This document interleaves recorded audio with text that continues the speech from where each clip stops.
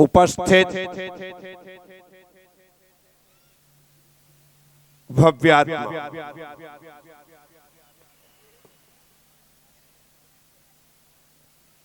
10 साल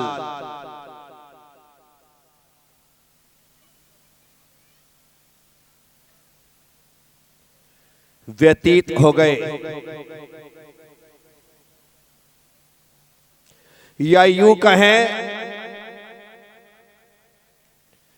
10 साल लग गए मुझे वापिस आने में।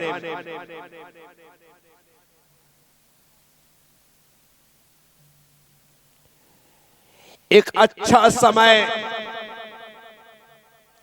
एक अच्छा साथ छूटने के बाद वह कितने वर्षों के बाद पुनः प्राप्त होगा कहा नहीं जा सकता है। इसीलिए मैं आप सबसे कहता हूं, मैं तो 10 साल बाद आ गया, मैं तो 10 साल बाद आ गया, लेकिन शुभ समय, अच्छा समय जाने के बाद लौट कर के आए कह नहीं सकते। इसीलिए व्यक्ति को हमेशा शुभ करते रहना चाहिए, धर्म करते रहना चाहिए, ताकि हमारा जीवन हमेशा आनंद से भरा पूरा रहे। क्योंकि जो अशुभ के साथ होते हैं, जो पाप के साथ होते हैं, जो बुराइयों के साथ होते हैं, वो दुख के साथ होते हैं, वे विषाद के साथ होते हैं, वे तकलीफों के साथ होते हैं, वे कष्टों के साथ होते हैं। और जो धर्म के साथ, अच्छाइयों के साथ, खूबियों के साथ, शुभ के साथ, मंगल के साथ होते हैं, उनके जीवन में सुख हमेशा साथ होता है। धर्म की इतनी ही देशना है, सांसारिक जीवन जीते हुए, व्यापारिक जीवन जीते हुए, पारिवारिक जीवन जीते हुए हमें बहुत पाप करने पड़ते हैं, या यूं कहें कि बहुत पाप हमसे हो जाते हैं। उससे बचने के लिए एकमात्र तरीका है, एकमात्र रास्ता है धर्म। मैं आप सबसे कहूंगा, साधु संतो नगर में आते हैं, चले जाते हैं, लेकिन उनके आगमन पर अपने मन की भूमि में एक धर्म का पौधा लगवा लेना, एक धर्म का वृक्षारोपण करवा लेना, ताकि उनके जाने के बाद भी वह वृक्ष आपको छाया देता रहे, आपको फल देता रहे, आपके जीवन को आनंद से भरता रहे। सिर्फ साधु संत हमारे नगर में आकर के हमारे जिगर में धर्म का वृक्षारोपण करते हैं। धर्म सर्व सुखा करो हित करो, धर्मं बुधाश्चिन्वते, धर्मेणैव समाप्यते शिव सुखम, धर्माय तस्मै नमः। धर्म ही सभी प्रकार का सुख करने वाला है। इसीलिए जो सभी प्रकार का सुख हमें प्रदान करता है, उस धर्म का रोपण हमारे मन में होना जरूरी है। साथियों, एक भौतिक आकर्षण, एक विषयों का आकर्षण, इस संसार की विषय वासनाएं हमें अपनी ओर खींचती हैं और पतित कर देती। ऐसे समय में जो धर्म से जुड़ा रहता है वह गिरने से बच जाता है। संत कबीर रास्ते से गुजरते थे, उन्होंने देखा कि एक बुढ़िया चक्की चला रही है। उसे देख करके कबीर दास रोने लगे। शिष्यों ने पूछा कि गुरुदेव, एकाएक आपकी आंख में आंसू, क्या वजह है? क्या शरीर में कोई व्याधा उत्पन्न हो गई है जिस कारण से आपकी आंखों में आंसू नजर आ रहे हैं? तब संत कबीर ने कहा, वो देखो। लोगों ने उस ओर दृष्टि डाली। बोले क्या है? बोले बुढ़िया चक्की चला रही। संत ने जब कहा कि बुढ़िया चक्की चला रही है तो शिष्यों ने कहा, ये कौन सी नई बात है? बोले नई बात तो नहीं है, लेकिन जो बात मुझे समझ में आई है उस कारण से मुझे रोना आ रहा है।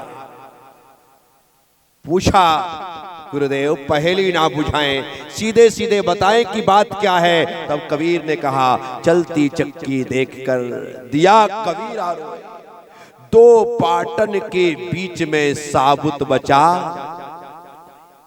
कबीर कहता है, दाना पाटों के बीच में आता है, पिस जाता है। जन्म और मृत्यु के दो पाट हैं। ये जीव संसार में भ्रमण करते हुए उन जन्म मृत्यु के पाटों के बीच में पिस रहा है। मैंने जब देखा कि मैं भी एक जीव हूं और मैं भी पिस सकता हूं, इस कारण से मुझे रोना आ गया। थोड़ी दूर चलने के बाद फिर एक बुढ़िया चक्की पीसती हुई दिखाई दी। कबीर हंसने लगे। शिष्यों के आश्चर्य का ठिकाना नहीं रहा कि वहां पर चक्की चलाते हुए बुढ़िया को देखा, रोने लगे। यहाँ पर बुढ़िया को चक्की चलाते देख रहे हैं, हंस रहे हैं। शिष्यों ने पूछा, है आपके हंसने का कारण? तब कबीर ने कहा, चलती चक्की देखकर हंसी आवे मोए। क्या कह रहे? पहले कह रहे थे रोना आ रहा है, अब यहां कह रहे हैं हंसी आवे मोए। कीली से चिपका रहे साबुत रहता सोए। क्या कहा? कीली से चिपका रहे।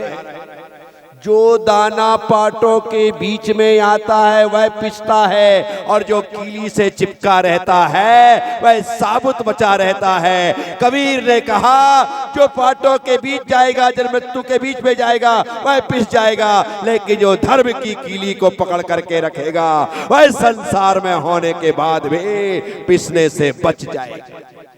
धर्म की कीली को पकड़ करके रखिए, जन्म मृत्यु के पाट भी तुम्हें पीस नहीं सकेंगे। साथियों,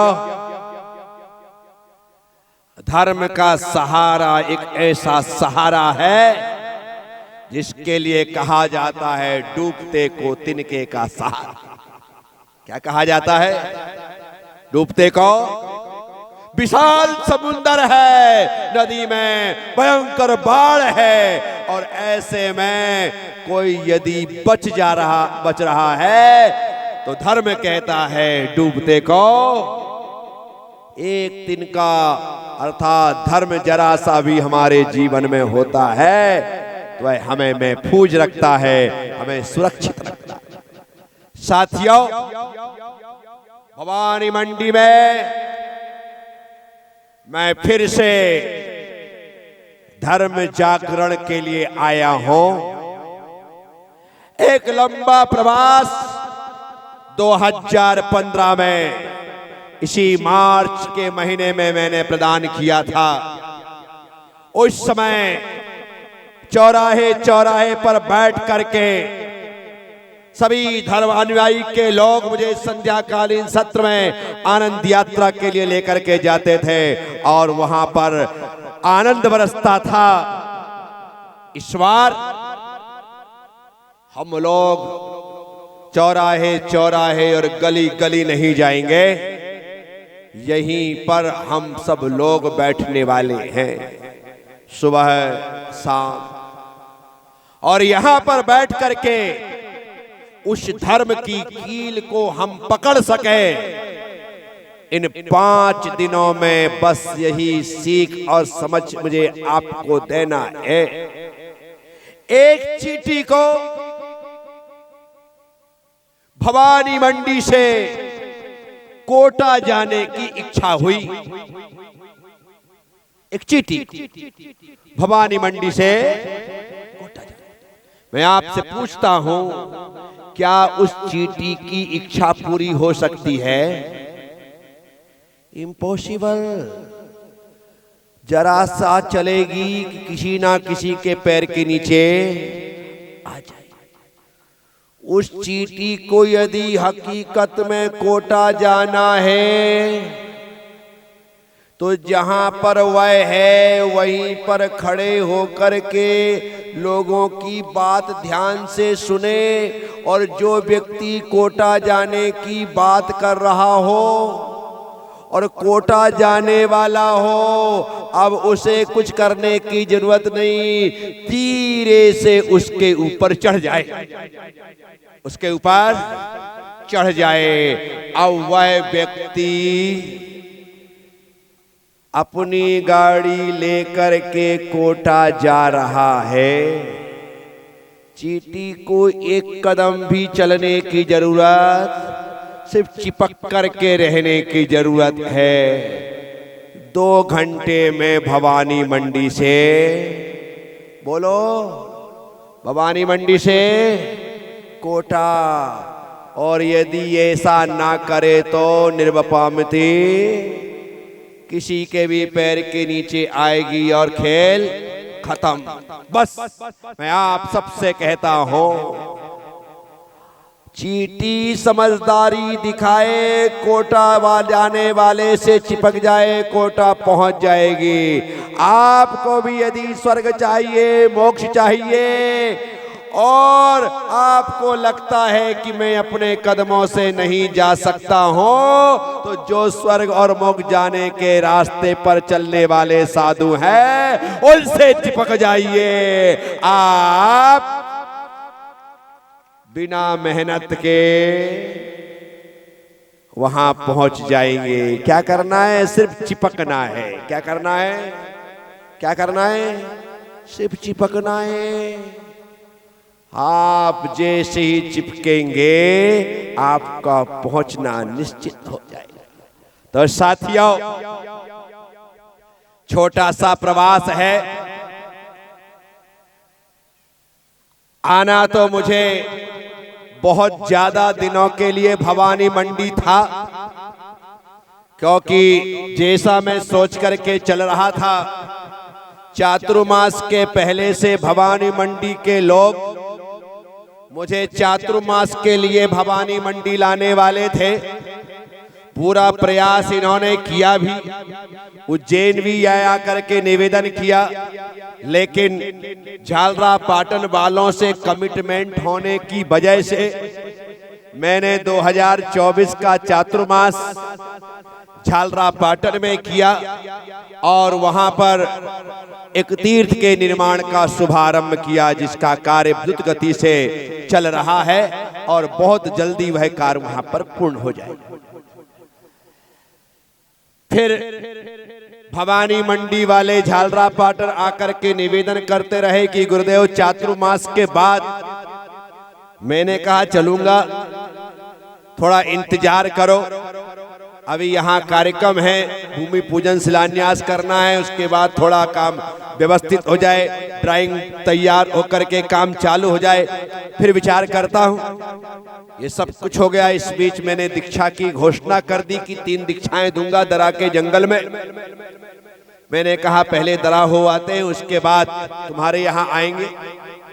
दरा गया, पर वहां पर दीक्षा लायक स्थान दिखा नहीं, क्योंकि जैसा मैदान चाहिए और पेड़ों की छाया चाहिए, तो समझ नहीं आया। मैं कोटा पहुंच गया, और कोटा पहुंचने के पश्चात फिर मैंने वहां पर मधुबन में दीक्षाएं प्रदान की, और सोच रहा था कि अब आराम से भवानी मंडी चलेंगे और महीने 1.5 महीने वहां पर रहेंगे। लेकिन इस बीच कोटा में मेरे गुरुदेव का संदेश आ गया कि बेटा, तुम्हें कोटा से बिहार करके सीधे इंदौर पहुंचना है। अब गुरुदेव की आज्ञा के सामने तो फिर कुछ होता ही नहीं है। मैंने कहा मैं आ रहा हूं, और कोटा से बिहार कर। लेकिन फिर भी मैंने मन में सोच लिया कि कुछ भी हो, इस विहार में सबसे ज्यादा समय यदि कहीं रुकेंगे तो भवानी मंडी में रुकेंगे, क्योंकि मुझे लगातार विहार करना है। यहाँ से गरौठ जाऊंगा, गरौठ के लोग यहाँ पर हैं, यहाँ से विहार करके गरौठ में 2-3 दिन का प्रवास रहेगा। फिर गरौठ से विहार करके सामगढ़ जाऊंगा, जिस सामगढ़ के कारण गरौठ और भवानी मंडी आना हुआ, क्योंकि वहां पंच कल्याणक प्रतिष्ठा, इस वजह से इस बेल्ट में मेरा आना हुआ है। तो सामगढ़ में भी 2-3 दिन का प्रवास दे करके फिर मुझे आगे पिपलौन होते हुए इंदौर पहुंचना है। इस कारण से मैं जितने दिन भी तुम्हारे साथ रहूंगा, पूरी तरह से तुम्हारे साथ रहूंगा। बस आपको पूरी तरह मेरे साथ रहना है। तो निश्चित थोड़ा सा समय भी हमारे लिए वरदान साबित हो सकता है। कोई जरूरी नहीं है कि महीनों के प्रवास के बाद ही कल्याण हो। कल्याण करने वाला व्यक्ति, धर्म को धारण करने वाला व्यक्ति जरा सा सत्संग करके धर्म को धारण कर लेता है, उसका लाभ ले लेता है। आप सब लोगों ने बड़े भक्ति से, बड़ी भावना से, बड़ी श्रद्धा से, बड़ी आस्था से, समस्त जैन समाज ही नहीं कि दिगंबर श्वेतांबर स्थानकवासी तेरापंथी समाज ही मुझे लेकर के आई हो गुस्साए के साथ, चाहे यहाँ के हिंदू समाज हो, उसमें सभी तबके के लोग आ सकते हैं। मुस्लिम समाज के लोगों ने भी स्वागत सत्कार किया, आरएसएस के लोगों ने शानदार अपनी काली टोपी लगा करके अपने वेशभूषा में स्वागत सत्कार किया। किसी ने कोई कसर नहीं छोड़ी है। इससे लगता है कि 10 साल पहले जो यहाँ पर क्रांति हुई थी, आपके मन में मैं अभी भी हूँ, इस कारण से आप मेरे लिए इतना सब कुछ कर रहे हैं। निश्चित तौर पर बनते कोशिश मैं भी आपको सब कुछ देने का प्रयास करूंगा। आपका जीवन मंगलमय हो, शुभमय हो, सुखमय हो, शांतिमय हो।